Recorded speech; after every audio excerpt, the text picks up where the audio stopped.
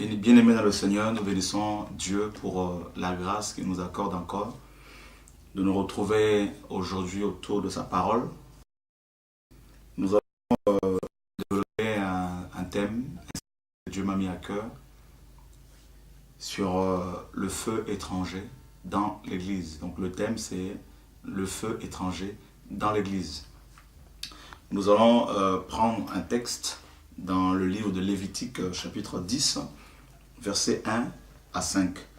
Donc ce texte nous servira de base pour le développement de notre enseignement.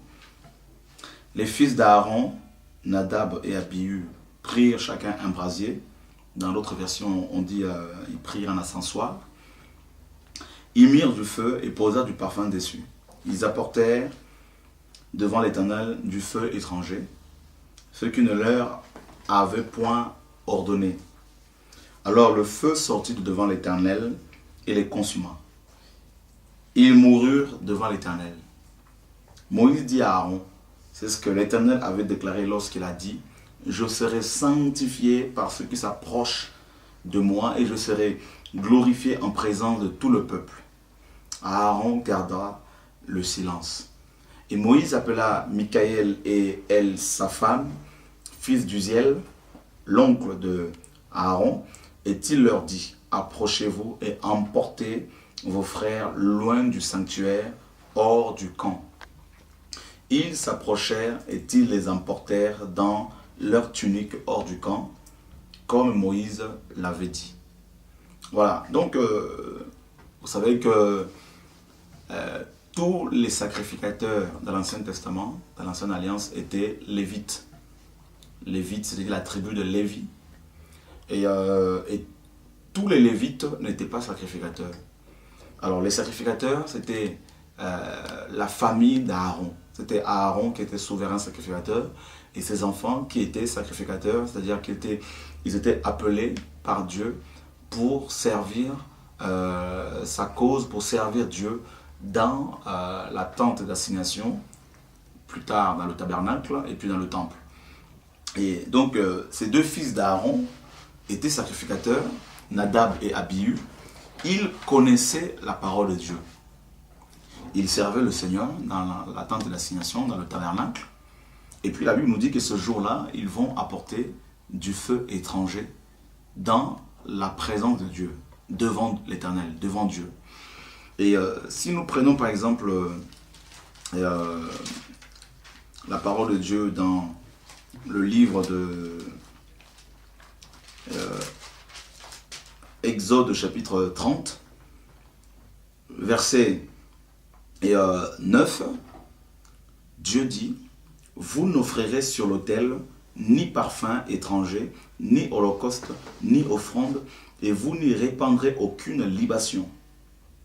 Voilà, donc, ils connaissaient la parole de Dieu. Parce que Dieu avait donné des instructions précises qu'il ne fallait pas apporter devant sa présence, dans sa présence, devant sa face, un parfum étranger ou un feu étranger. Donc, ces deux fils d'Aaron étaient avertis par le Seigneur. Ils connaissaient la parole de Dieu. Et rappelez-vous bien qu'ils étaient appelés par Dieu, ils étaient oints par Dieu et Dieu les a établis. Si vous prenez par exemple Lévitique chapitre 8, vous verrez que la Bible dit que l'Éternel parla à Moïse et dit, prends Aaron et ses fils avec lui les vêtements, l'huile d'onction, le taureau expiatoire, les deux béliers et la corbeille de pain sans levain, et convoque toute l'assemblée à l'entrée de la tente d'assignation. Au verset 13, Moïse fit aussi approcher les fils d'Aaron. Il les revêtit des tuniques, les ceignit des ceintures et leur attacha des bonnets comme l'Éternel l'avait ordonné à Moïse. Et voilà, donc Moïse va, dans tout le chapitre 8 de Lévitique, il va consacrer les fils d'Aaron. Il va consacrer Aaron, il va les oindre de l'onction sainte, il va les revêtir d'une tunique pour pouvoir servir le Seigneur dans la tente d'assignation. Donc, les enfants de Aaron étaient appelés par Dieu, ils étaient sacrificateurs, ils avaient l'onction sainte sur leur vie, ils étaient revêtus de la tunique de l'éphod de l'Éternel parce qu'ils étaient sacrificateurs. Et la tunique, c'était l'image de la justice de Dieu, c'était de la justification parce que Dieu les a justifiés, déclarés justes en vue du service dans la tente d'assignation.